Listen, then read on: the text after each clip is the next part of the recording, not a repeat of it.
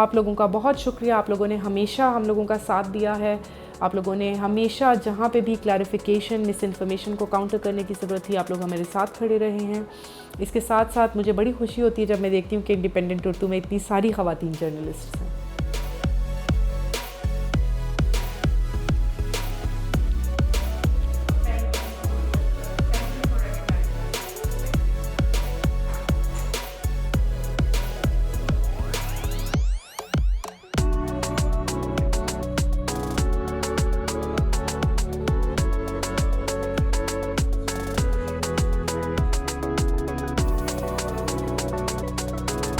गिलगित बल्तिस्तान के एक डिस्ट्रिक्ट हुंज़ा से बिलोंग करती हूँ और हुंज़ा की ये खूबी ये है कि वहाँ पे लिटरेसी रेट बहुत ज़्यादा है और बहुत ही ज़्यादा वुमेन एम्पावरमेंट है in comparison to other parts of Pakistan.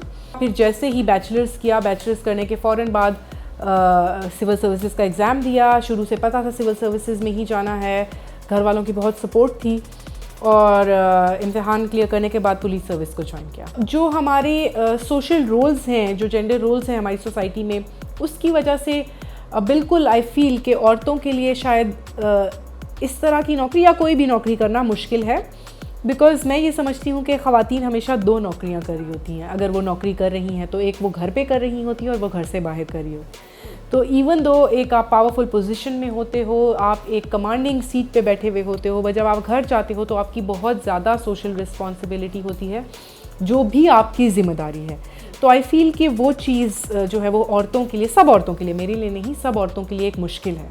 जो चीज़ मुझे फ़ील होता है कि इमोशनली शायद मुझे इम्पैक्ट करती है मेरी नौकरी में, वो बच्चों के केसेस हैं जिसमें बच्चों के साथ कोई ज़्यादती हुई भी होती है या बच्चों के ऊपर कोई तशद्दुद हुआ, वो चीज़ बॉदर करती है।